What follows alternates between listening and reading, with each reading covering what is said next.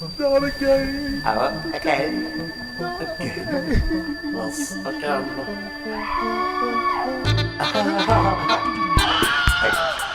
Hello, welcome to another Exploding Appendix episode. This time we are with Francesco Ventrella, talking about Carla Lonzi, the art criticism and feminism, Rivolta Femminile. She's an art critic, poet, and feminist, and we're going to be discussing that, starting with her book, The Self-Portrait. Translation by Alison Grimaldi came out a few months ago, and I wish it'd been translated before because my co-editor Rivolta Zapperi and I have been working hard on the translations, and is much cheaper than our book. Your book's going to be coming out in paperback. Yes, but our book is coming out in paperback end of July, be much more affordable. So I suppose we could just start talking about what sort of got you into sort of Carla Lonzi. Well, I wanted to thank you for this invitation. First of all, as I was telling you earlier, it's always interesting for me to talk about Carla Lonzi outside of the university and probably to take Carla Lonzi where she belongs. Conversation, small, intimate groups, as we are here.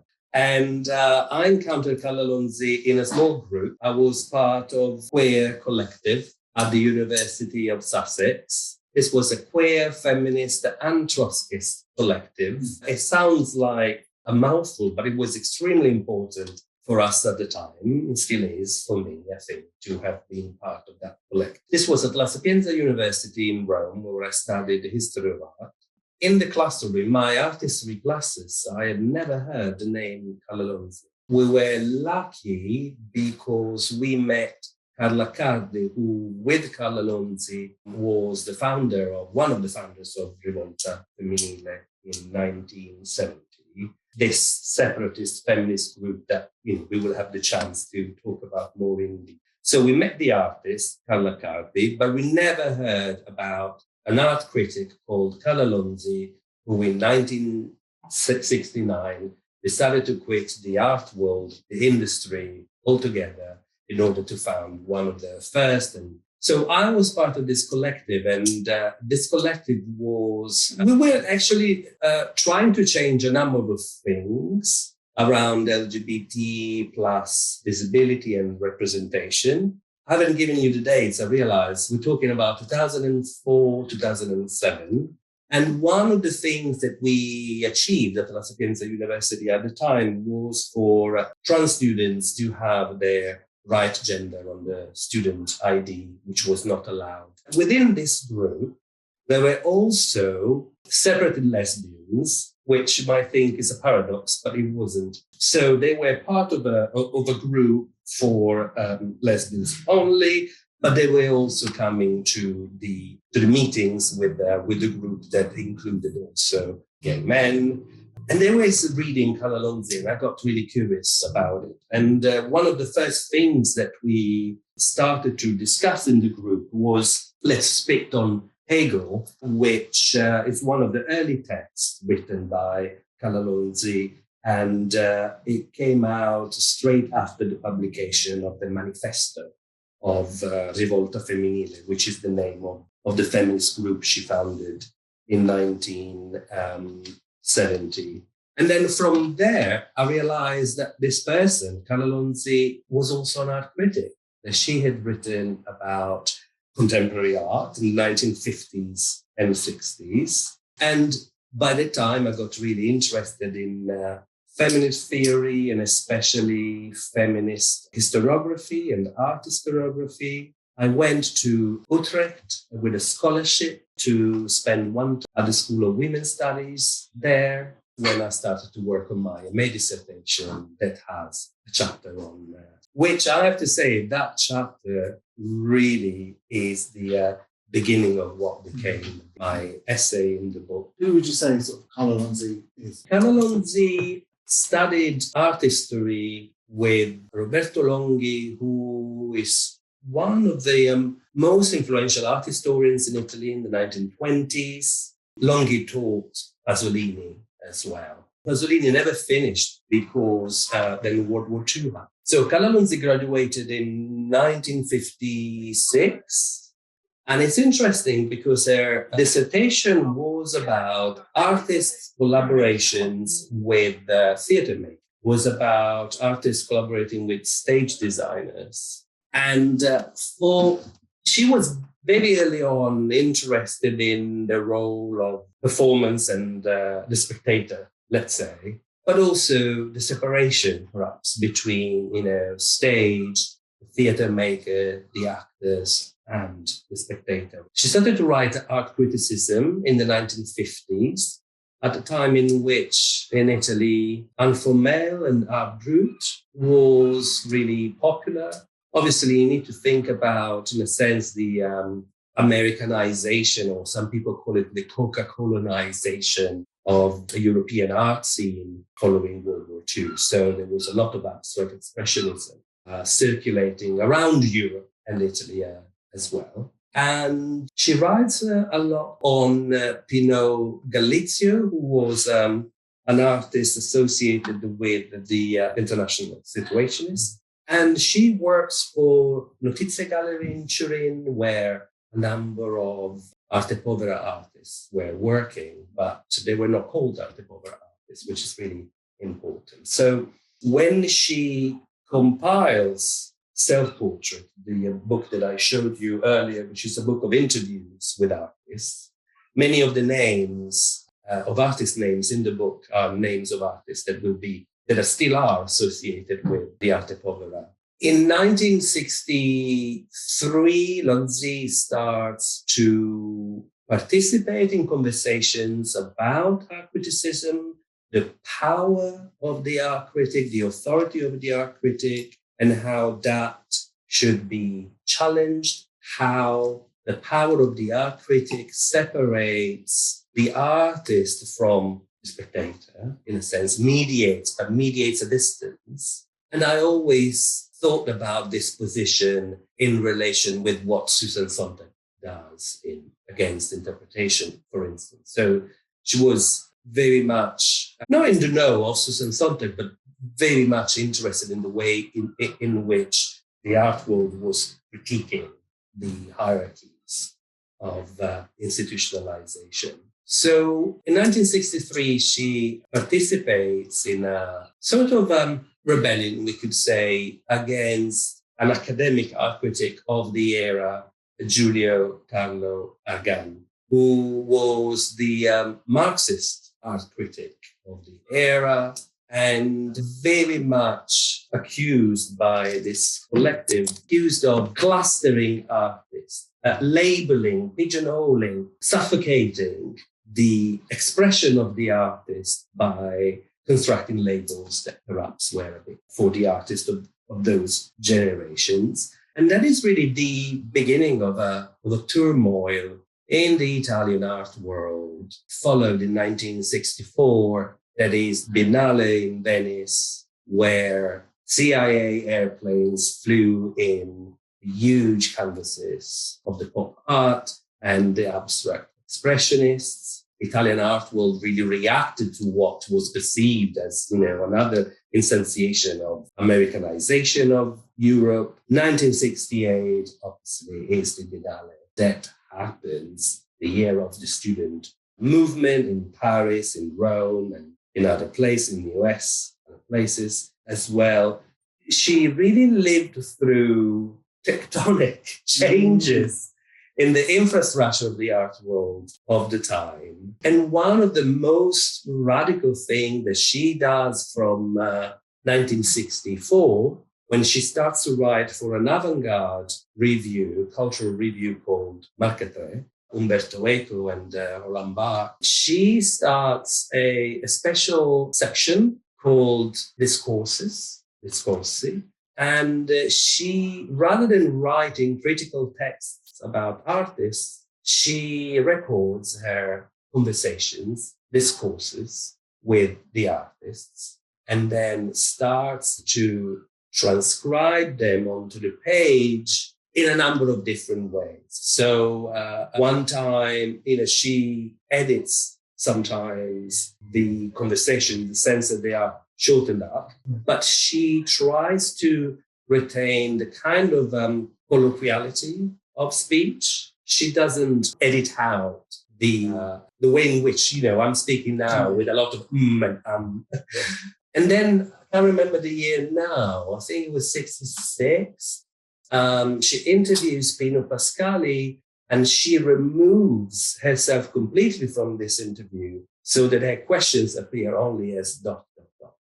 This is an art critic and an individual that is interested in the way in which withdrawal, refusal to participate, subtraction can be strategies to affect change. I forget, still the biography, I'm now just remembering the question, who is Carla Lonzi? Well, very important, 1969, she publishes Autoritratto, and the introduction of that book, she basically says that she quits with the profession of art criticism. She founds Feminist Feminine Revolt, Rivolta Femminile, and with a number of women in different... Rivolta Femminile is not based in Rome only. There was a group in Milan, there was a group in Florence as well, and I think a group in Genoa. The Rivolta Femminile is a separatist. It's based on the practice of autocoscienza, so consciousness raising.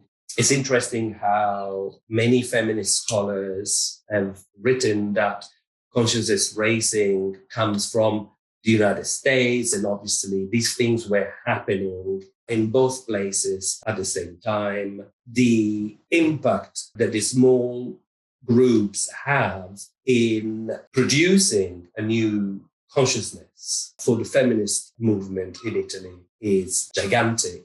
And, maybe we can also explore autocoscienza and consciousness raising in all of its implications. But it's important to underline that the movement was a separatist movement. It was not active publicly. The feminist movement in Italy in the 1970s was varied.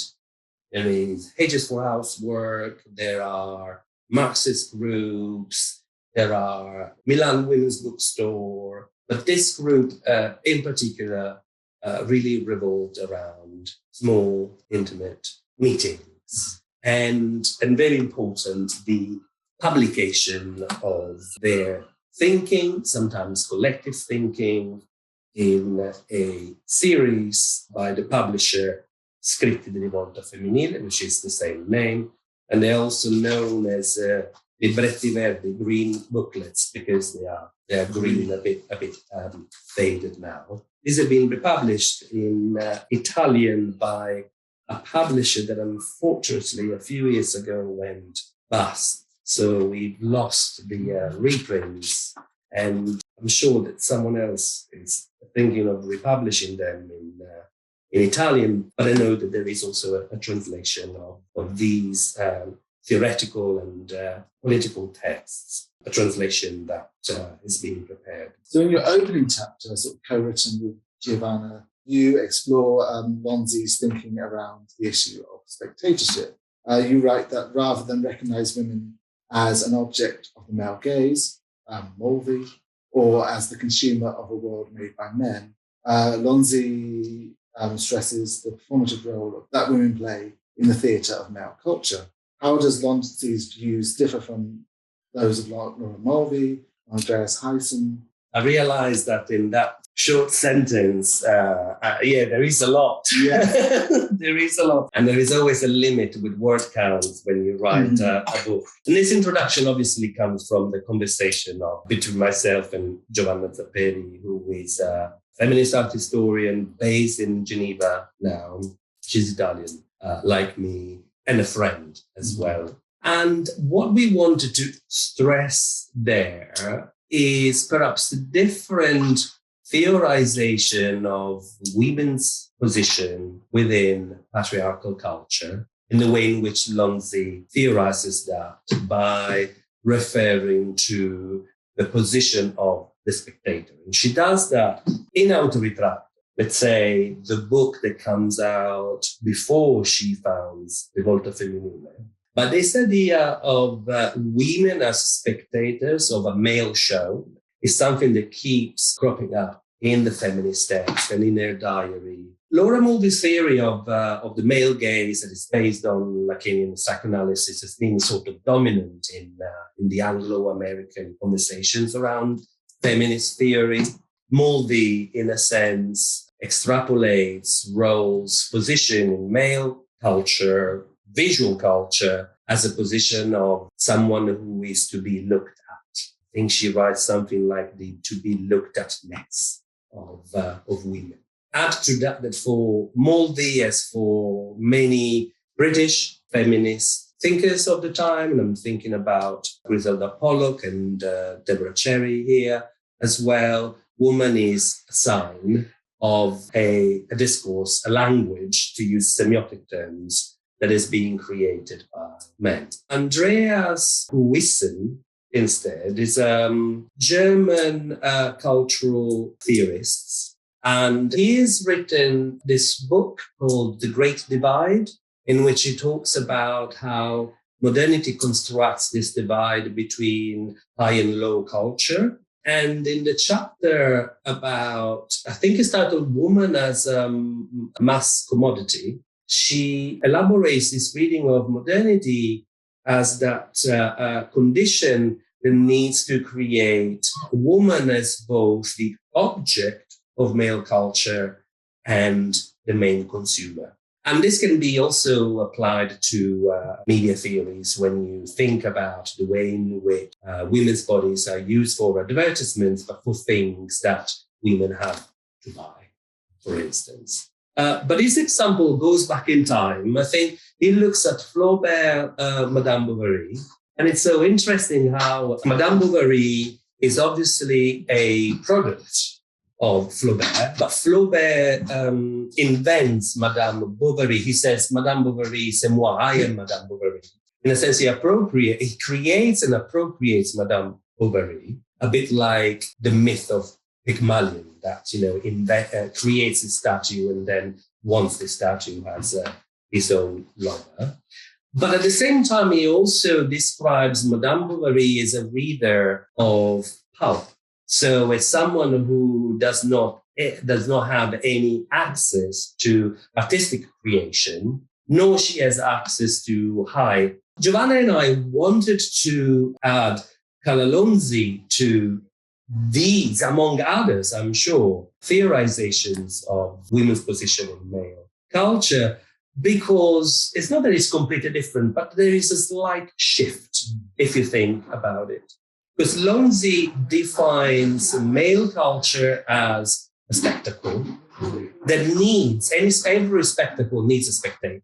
And the spectator is the one who is excluded from the production.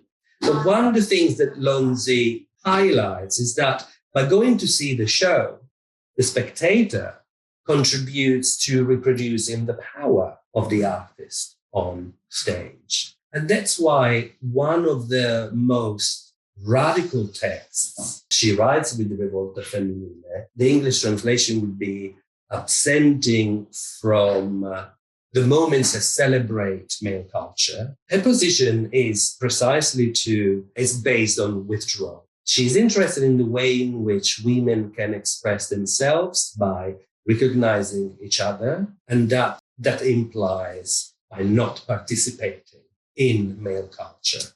And that has huge political repercussions, if you think, because it means that they were not interested in being represented in politics. Many feminists in Italy in the 1970s and elsewhere were absolutely interested in policymaking, legislation. Lonzi had perhaps a controversial but completely understandable position when you read her text. The Rivolta Femminile was not interested in debates around abortion. And that is because she was really acute in understanding how that choice that was given to women was also a liberty that men were taking on and over women's bodies. So in this sense, the Rivolta Femminile is probably a dissonant voice. And that is why we wanted to introduce this position about spectatorship alongside other feminist theories of visuality. And this is probably another difference. You make me think about Laura Mulvey's theory is very much visual. Huisser is very much a Marxist theory based on fetishism of the commodity. And Lonzi, we use the word performativity because there is something about performance there that she is absolutely interested in. One of the things that I like about Laura Mulvey's text, but because it's very much used all the time, so it's quite nice to have something that just takes a different perspective on it. Yeah, and I think it's important that text is so interesting because I remember, first encounter in the theory of the male gaze, it's so pervasive, it is important. But then when you start studying feminist theory or cultural analysis, you realize that that text has also produced a number of further questions about, what about the lesbian gaze? What about bell hooks oppositional gaze in terms of the black gaze? I think that you are right.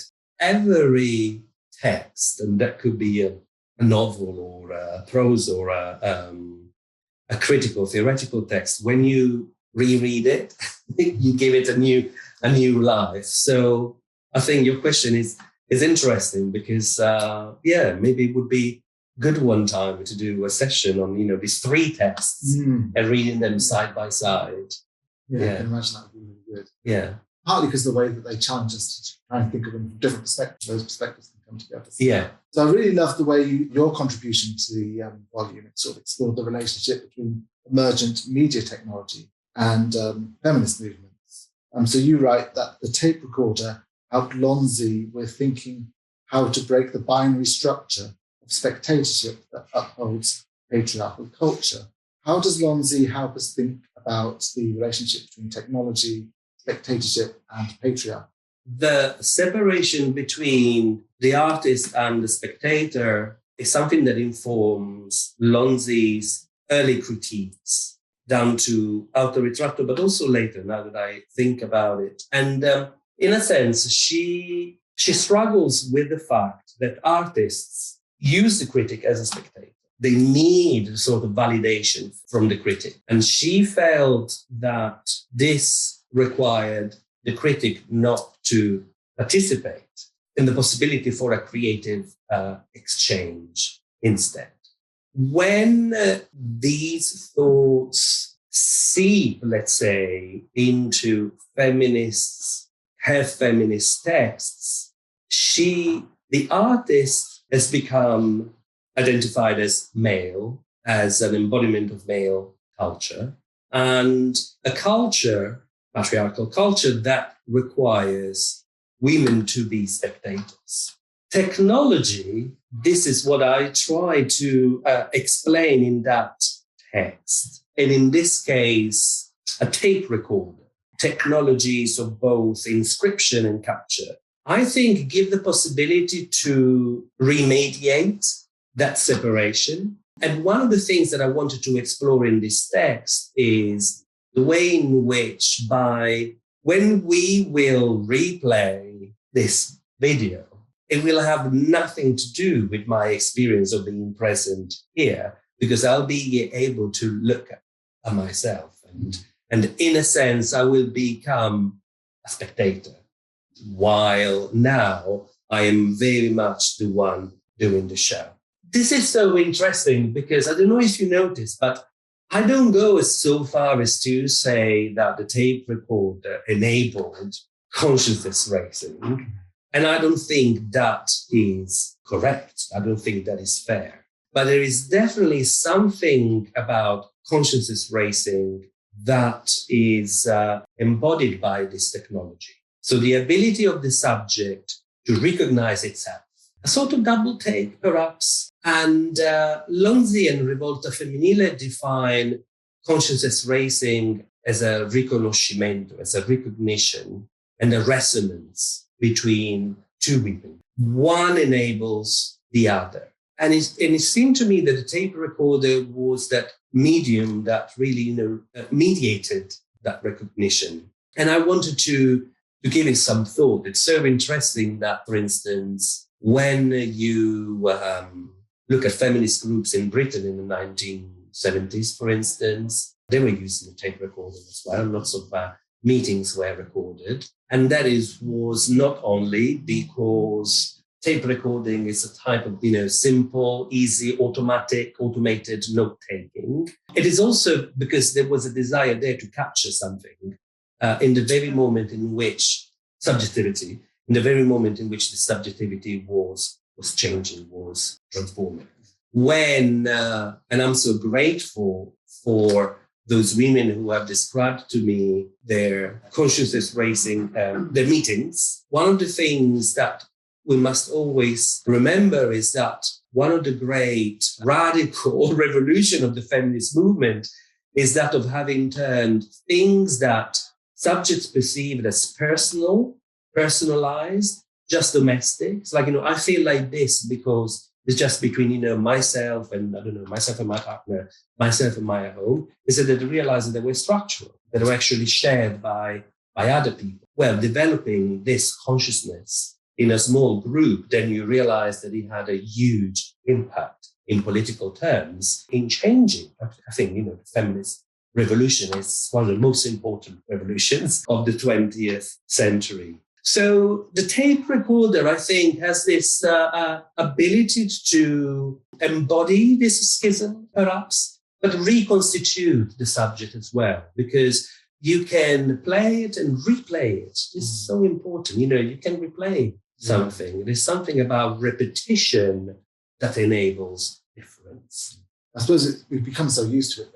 That observation almost feels quite natural, but actually at the time, and it sort of makes me think about the fact that you had sort of also writers like Marshall McLuhan at that period, sort of exploring ways that technology would change people's consciousness. Absolutely. That observation seems to sort of filter out through a lot. Absolutely. And again, if you think about feminist artists, what Martha Rosner says about the videotape, that is also, not the videotape, the film that was cheaply produced at the time in the 1970s. Those are all things that enable certain forms of artistic expression, but also elaborate unforeseen subject. Carla Lonzi uses this expression, the unexpected subject, in soggetto imprevisto. How can a group produce the coming into being of a subject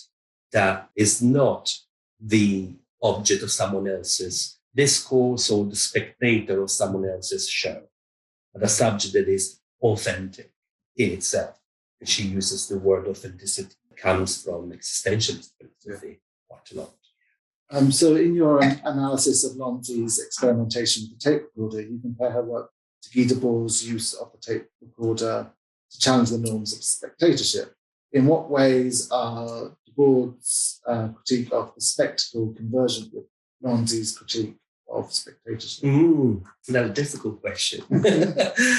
First of all, this question is strictly related, I have to say, to self-portrait, to the recorded interviews with artists. And I think the difference perhaps, so Guy Debord's Society of Spectacle analyzes the way in which the image has become a commodity. This is kind of bottom line, theoretical statement, the image is a commodity. The image is and Debord is very interesting in the way in which images, rather than media, he makes this argument and he says that he's not interested in media because a la McLuhan, because media is a very neutral term. He wants to call it spectacle because there is something fascinating about it, tempting, seductive, in the same way in which Marx in the 19th century uses the expression fetishism that he takes from anthropology. There's something magic about it. It is immersive. But Debord talks about spectacle as a kind of regime of the commodity as image that has to do with consumerism, has to do with objects. When Lonzi talks about spectatorship, she's only talking about subjectivity and consciousness. Yeah, she's talking about a condition of the subject rather than the way in which the subject is conditioned by object. A condition of the subject in its encounter with another subject, in that case, is an artist. That, I would say, is quite a basic difference. But Lonzi is also aware, as someone who had been exposed to the Situationist International via, Galizio and had networks in Turin in the 1960s. She's aware of the difference that and Situationism does between vitality and the lived. In Italian, there is a kind of assonance there because it's vitalità e vissuto, kind of lived experience. And if in the early texts, especially on art brut or Pinot Galizio informel, let's say, she talks very much about the way in which painting can capture vitality. Think about certain arguments around abstract expressionism, for instance. By the time she joins Marca 3 and she starts to use the tape recorder, she's only interested in the way in which she can capture vissuto, the lived experience. And she's interested in demystifying artistic creation by demystifying the separation between creation and lived experience. And that's why when you read about the conversations that she's having with these artists, they are all over the place. They're about anything and everything. There might be interruption. There is this famous page in which Lonzi's son erupts into the room and blows raspberries in the microphone. And she keeps that. She keeps that. It's an eruption of the real. She's not interested in separating artistic creation and lived experience of the artist. She wants to perceive that. And perhaps in this sense, she probably follows sort of modernist utopia that is avant-garde, but it is different from avant-garde theories of modernism that separate. I suppose one of the things that makes it interesting with sort of the situation thing is it's got that critique of everyday life. Yes, absolutely. These are the years that Lefebvre is writing about the critique of everyday life, the board, and I think that these ideas really percolated in Italy via many channels, but Marca 3, this magazine was definitely one among many. So she was right in the center. So in 1970, Lonzi abandoned her role as an art critic and took up feminist activism. In your introductory chapter, you warn against a problematic divide in biographical narratives, which seem to pivot around a time before feminism, when she was an art critic, and a time within feminism, when art seemed to offer no space. Likewise, in the piece, The End of the Affair. The End of an Affair. The End of an Affair. Leslie Cozzi writes that Lonzi never abandoned art criticism. She simply radically reformulated its terms. So in what ways does art continue to be an issue for Lonzi? This perhaps also has to do with the way in which Lonzi is being historicized up until 2007, 2008. As someone who broke up with the art world, eventually she also happened to break up with those women within Rivolta Femminile who were artists. As I said earlier, she founded Rivolta Femminile with a journalist, Elvira, and she left the group very early on, and an artist, Carla Lonzi. And Accardi stayed in the group, I think it was up until 1974, and then the rift between Lonzi and the artists in the group was sort of impossible to fill because she became really strict on her position that any form of artistic expression within the art world is a participation in the institution of art as a patriarchal culture created it. At the same time, exemplary references to the artist, to the concept of culture, really are dotted around her text, and especially in her diary, which is published in 1978. By this time, not only some of the women who left Rivolta Femminile founded a women-led art space, feminist art space in Rome, but other art critics and curators were organizing exhibitions.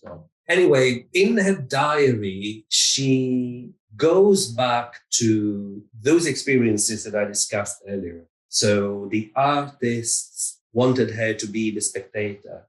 After the diary, she takes out of the closet, let's say, the tape recorder again, and she records a long conversation with her partner at the time, who is the artist, Pietro Consacchi. And this is really interesting because you might say this is an intimate conversation.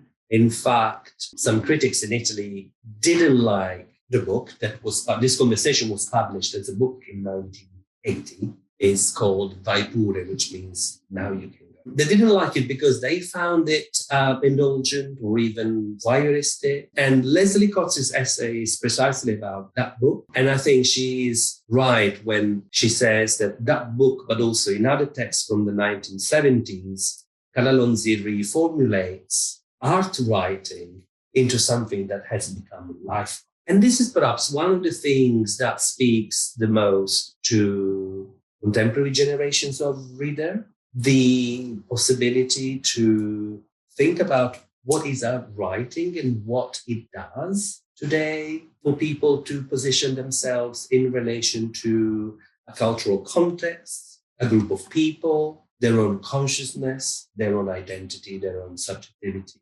So art writing is not writing about art forms, not art histories, not art criticism, but it is a creative form of expression that uses right to dislodge or mobilize something. And the hope is that this writing might resonate with someone else. This is something that Carla Lonzi says in and she writes about autocoscienza. I can't remember the title of the essay now, in the mid-70s, but she says writing is about this possibility to resonate with another woman. And I find this concept of resonance very urgent. So in 1971, Lonzi wrote that feminism is what always allows women find a collective female consciousness in which to elaborate the subject of liberation. In what ways did the practice of autoconscienza, consciousness raising, change the way Lonzi and other women involved in Rivolta Femminile approached female subjectivity? I think, this is quite radical in the sense that it has to do with the basics of Rivolta Femminile. And it's really important for me to emphasize that while I engage with these things, I'm also always aware of my exclusion in the sense that I am a spectator. And it's something that in my writing, in my thinking around Carla Lonzi has become really important because I'm reading about experiences that are being defined by women in a separatist context. And yet, and this is what interests me as a queer feminist scholar, thinker, activist of some sorts, but they resonate outside the spaces that in which they met. When you think about consciousness raising, I think it's wrong to think about a group that has got nothing to do with the outside world. This is not segregation that we are talking about. And I owe this reflection to Paola Di Cori, who was a feminist cultural theorist, because she stressed the fact in which consciousness raising created a new speech, new kind of speech. And that speech has ripples effect outside of those rooms. And I locate the feminist revolution in that capacity to have created. We can talk about the alleged separation between private and public. I don't think Carla Lonzi ever wrote, the personal is political, but this is what I'm talking about. Acknowledging that what you think is personal is actually political because it's shared. Lonzi's theorization within Rivolta Femminile is based on this, two concepts perhaps. One, deculturation or wiping the slate clean, tabula rasa, she writes, which is a Latin expression that is used very often in Italian. So how do we forget the culture of the oppressor? And in this, I always find that Carla Lonzi chimes a lot with Audre Lorde. The master's house cannot be dismantled with the master's tools. Is exactly what Lonzi is saying as well. White and lately producing new tools and new language. So deculturation, fare tabula rasa, is necessary to create what she calls the unexpected subject, which has to be unexpected, otherwise it's predetermined, it's calculated. And that is a form of subjectivity that is produced within patriarchal culture. I find it so interesting, and I do this because I think it's important to explore different resonances and ramifications of this type of speech, this type of thinking. Fuori group, which was a lesbian, gay, and trans group in Italy around the same time, they were also interested in consciousness raising, which they openly borrow from the feminist movement. And one of the things that, like in Rivolta Femminile, they talk about sexuality and sex a lot. And they talk about the way in which their way of being queer is a product of homophobia or not. So how can one be queer outside the parameters of homophobia or outside of the closet that has defined the very sayability of queerness in our culture? This is, Lonzi, I think, was first said something very similar about women. How can we define or recognize each other as women beyond the spectacle of male culture that only puts us in the position of? And this is radical and this is revolutionary because I think, both in the feminist, trans-feminist, queer, LGBT plus movements, we are still grappling with this problem of identity. I think that it was Stuart Hall who defines this as a double bind. That while I identify myself, I am identifying myself in a language that is not been used by me. Toni Morrison's is to say that definitions are the definers. It is a struggle, but she and the other women in Rivolta Femminile elaborated of this way of producing this unexpected subject. Lonzi's Let's Spit on Hegel, published in summer of 1970, 2 years before Silvia Federici's Wages Housework, where Federici seems to sort of expand sort of the Marxist approach to address sort of gender emancipation. Lonzi seems to sort of reject Hegelian Marxist approaches altogether.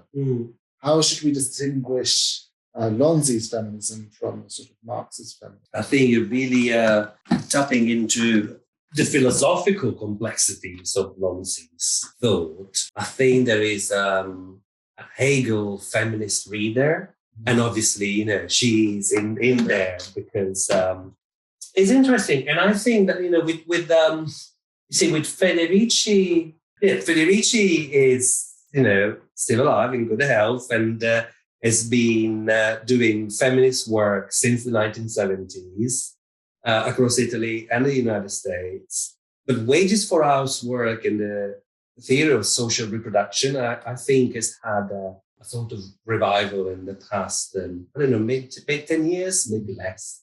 And this is interesting because it forces us to think about these relations between Federici and Lonzi. I don't think there was any connection. I think it would be useful to explore that further because I am sure that, in a sense, they were reading each other. But for Lonzi, Hegel, and master and slave dialectic is insufficient to think the unexpected subject.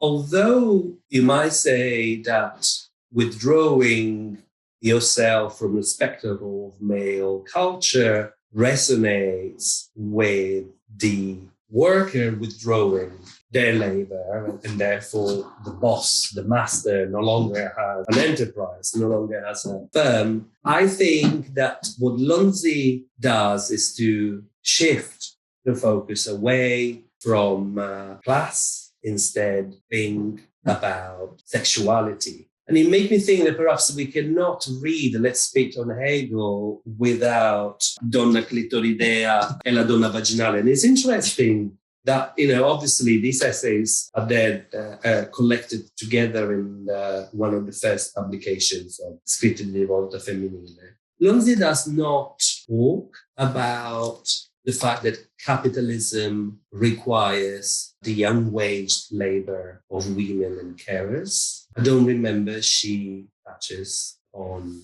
that.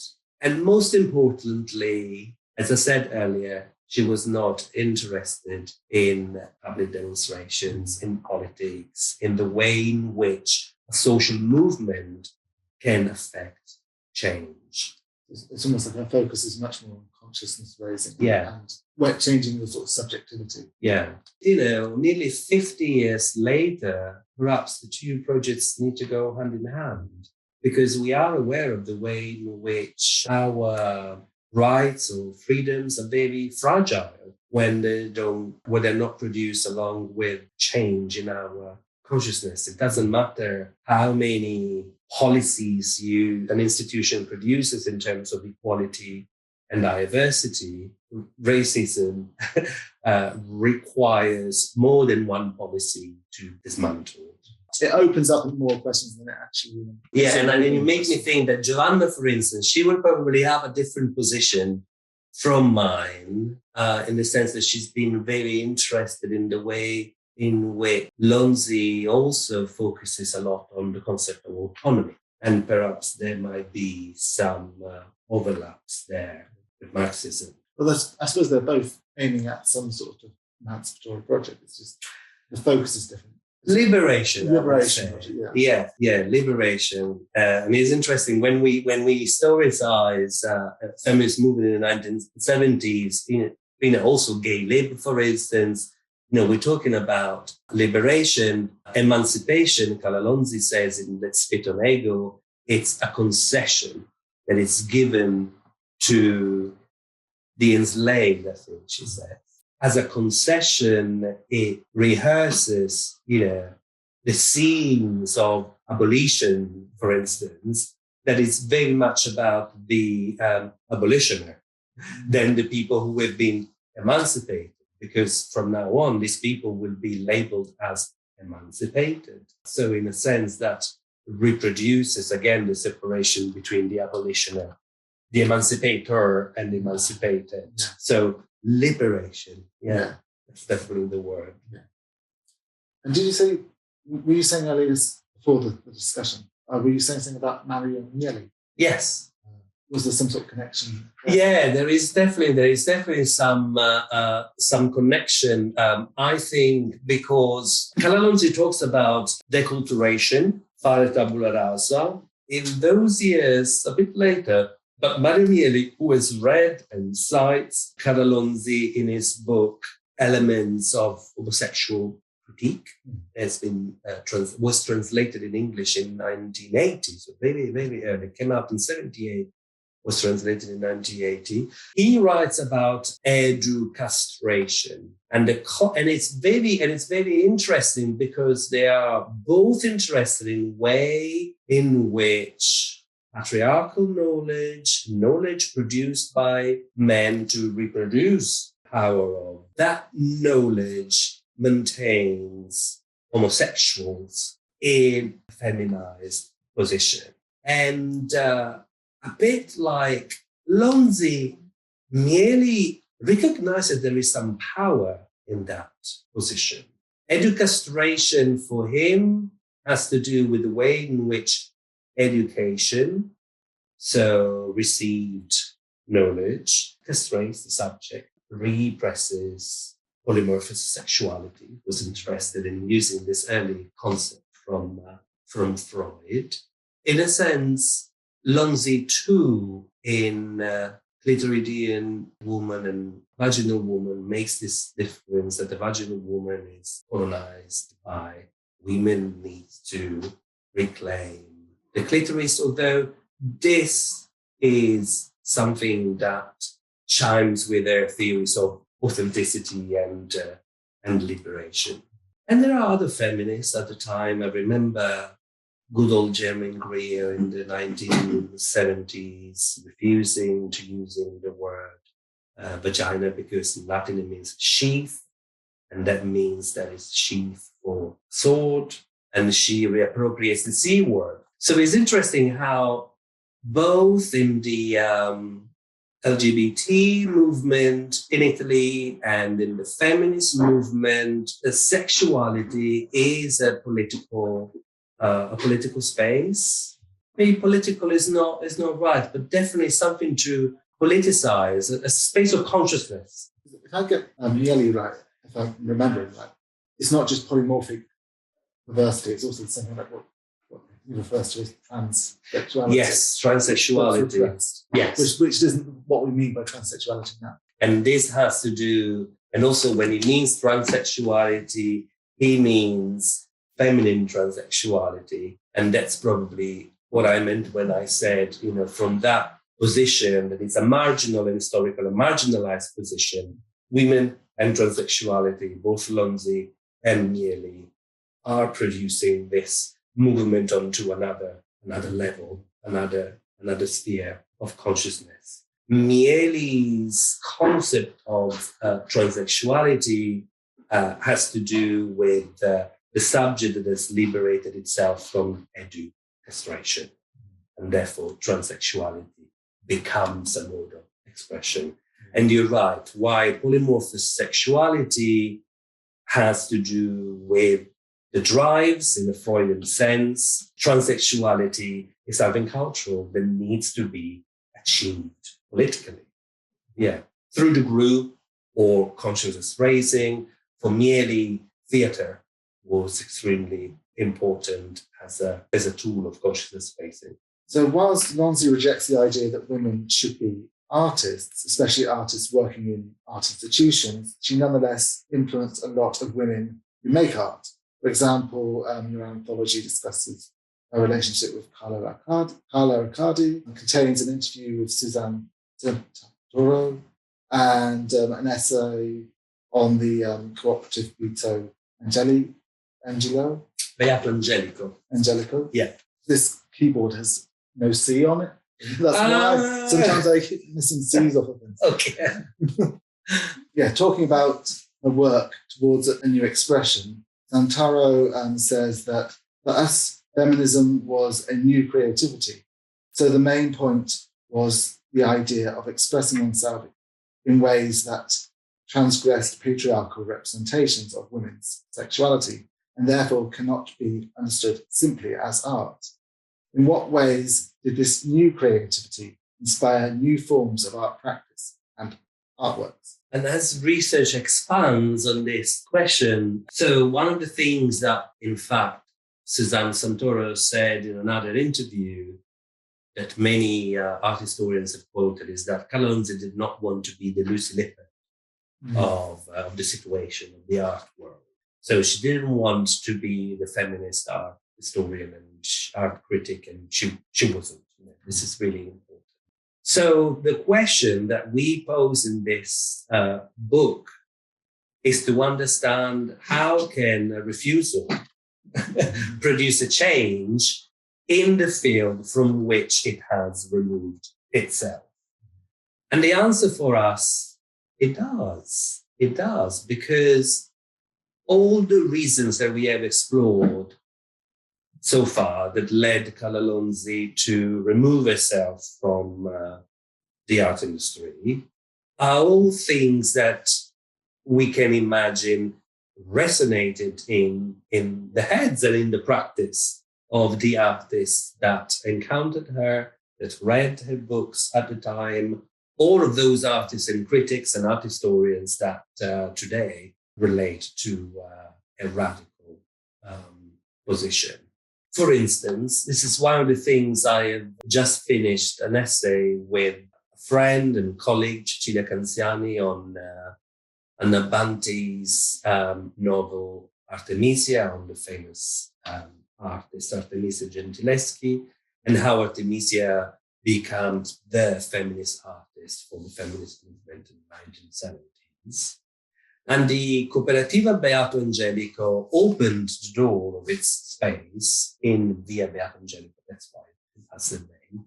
It's this little street in the old city in Rome, the historic center of Rome. They opened with a painting called L'Aurora by Artemisia Gentileschi, a painting that had not been identified until 1970, I think. And one of the members of the Cooperativa, the art historian and critic Eva Menzio, published a big poster with some excerpts from the letters of Artemisia Gentileschi, which were and are in the Italian archives, but also the proceedings from the rape trial that have made Artemisia Gentileschi this famous artist, in the sense that she was victim of rape when she was either 15 or 18, but she became the artist that she did, moving from Rome to Naples, traveling with her daughter, Spain, and then ending up in London as well in the 17th century. Why am I saying this? That around this time, Carla Lonzi becomes interested in women's history. So Rivolta Femminile, in one of their publications, I don't think I have it here, but includes some pages from an alleged imaginary ghost publisher, Casa Editrice Fantasma. And this ghost publisher publishes books by women from the early modern period. Moderata Fonte is one of the titles that they include. There seems to be already within Rivolta an interest, women's contributions in history, although Carla Lonzi was critical of women's contribution in history. It is almost as if sometimes she said something like women didn't contribute anything, then there is a desire there to find consciousness raising in a transhistorical perspective. And when she died in 1982, Lonzi was working on Les Précieux, which is a 18th century salon of women in France, aristocratic women, that is considered in women's history and French literature as an important example of women-led cultural production. And Lonzi was interested in looking into that historical moment as perhaps one example avant la lettre of women's consciousness raising group. She has an influence, I would say, going back to the Cooperativa Beato Angelico, because I would imagine also, from reading Katia Almerini's work on the Cooperativa, interviewing Suzanne Santoro, that rift was important. And it's like, when you break up with someone and this person, and you elaborate your reason and their reason, that has an impact on whatever you do next. Does he answer, you think? Yeah, I think so. So my last question really was, what ways can we sort of learn from Lonzi today, or what can we take from Lonzi today? I think this idea of subtracting yourself from context that will use your energy, your expression, your language, only to reproduce its own power, that is a strategy for us. Saying no is really a powerful position. I am also interested in, because for me, Carla Lonzi is feminist separatism, but is also by encountering separatism, both as an activist in Rome. I told you there was, in my group, there was this group of separatist lesbians, and we always worked together. I always understood why they had their own group. It was trans-inclusive, but it was a lesbian group, and I'm not lesbian. So thinking about separatism as a means to create coalitions. And perhaps some people might find this perverse. It's like, Carla Lonzi would have never agreed with that. But what I'm saying is that it's not interested in what Carla Lonzi would have agreed with. One thing that comes out, I think, really clearly from the introduction that Giovanna and I have written is that this is not an hagiography of Carla Lonzi. This is not what Carla Lonzi thought, but it's very much what can we do with their thinking and the legacy. That's why the word legacy is there in the title. So separatism, consciousness raising, were things created in small, intimate groups and spaces, but they've had a huge radical impact outside these spaces. It's important to reflect on how this has been produced. And I would say, because I was writing my MA dissertation, on feminist art historiography, and then I ended up adding a chapter on Carla Lonzi, and this was 2007. It's been a very, very long time. And if I think about, my general work on art historiography, I'm also interested in women art historians in the late 19th and early 20th century. Yeah, I think that she's had a huge impact in what I allow myself to ask in terms of research, but also sometimes, and I share this with a small group because it makes sense, also about, the things that I decide not to talk about. Yeah, that's why I said, if you discuss Carla Lonzi with someone else, you would get, another point of view. And I hope that the volume, by bringing, 11 contributions, the volume wanted to achieve precisely that. There is no one Carla Lonzi, but there are many people who really spent a lot of time reading a text, understanding the historical context. And each one of the contributions, I think, does something with it. I was going to say it's really interesting. Power. The power? Of the small groups. Yes, absolutely. And sometimes you find that, macro politics can be overwhelming, and it's important to restructure, sometimes recenter within small groups.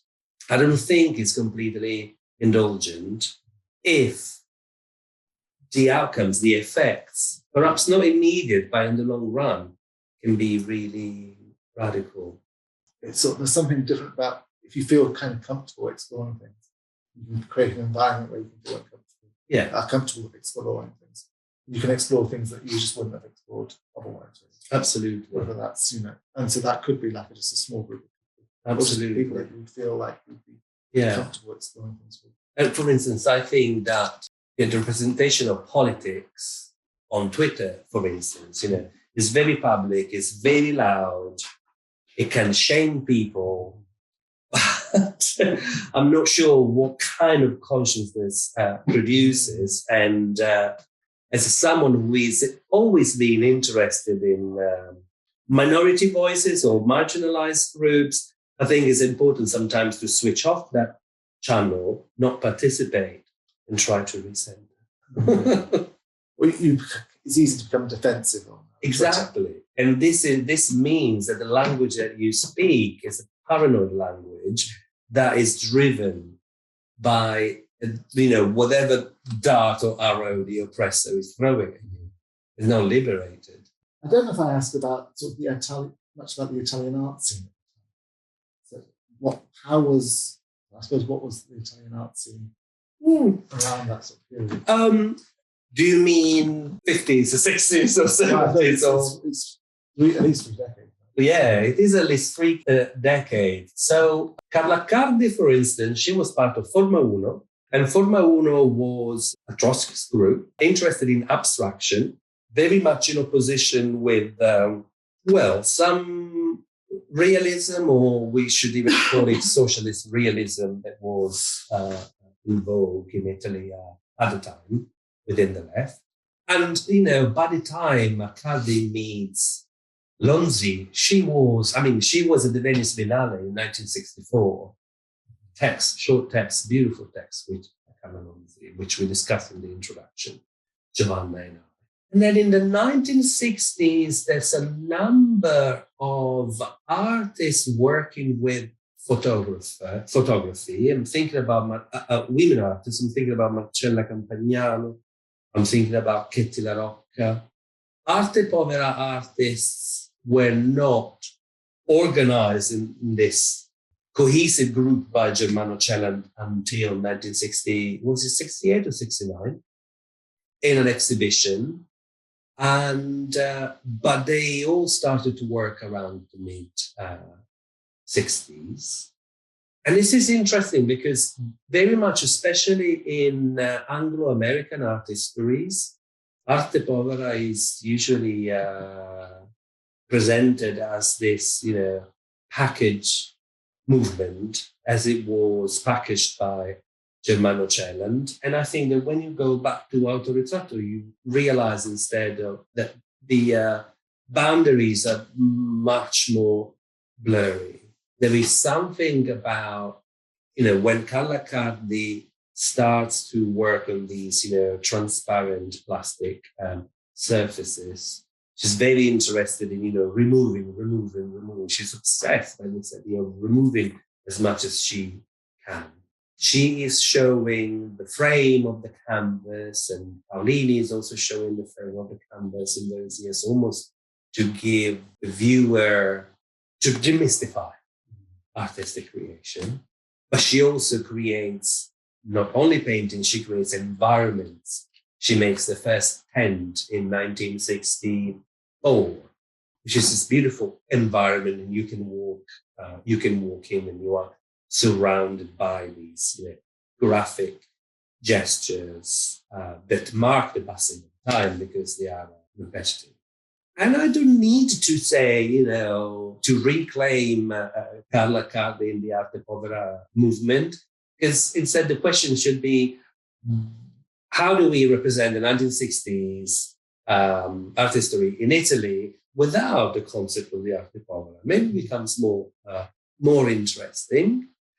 The 70s really is an explosion, I would say, and photography, because there is a lot to document in terms of social movements and activism in Italy. Unions, the feminist movement, the gay liberation movement. There's a lot happening. Strikes, all the strikes and demos. But I think the most interesting contribution comes from a gallerist and curator, Romana Loda. She was in the north near Milan. She does a number of exhibitions with artists who are women that are extremely intelligent in the way in which they explore the possibility to make space for another creativity that is not. Anne-Marie Boetti writes about the negative capability. She takes this Hegelian concept to talk about the negativity of the negative capability of women's art. Again, there is a subtraction there that becomes a potential to produce another language that does not participate in the trends and poetics of the era. Photography, a lot. And then maybe this is important to say as well. And then the 1980s, Transavanguardia painting appears, and it seems to have taken everything away. This is so interesting how, the achievements of one decade can be erased by another one. When I teach these things to my students, I also give the example of, what happened in the Black Arts movement in Britain, the 1980s, early 90s, and then the YBA arrived. And now, in Britain, in the past years, we've been rediscovering, this long 1970s and 1980s, and the great contribution of, Ingrid Pollard, Rubina Heward, Rashida Areen. This is because the 90s, didn't really historicize that moment as they were, swept away by a new. Or maybe that's it. If maybe we can just finish now. Then. Yeah. That's well, thanks everyone. Thank you for coming. Yeah. Thank you.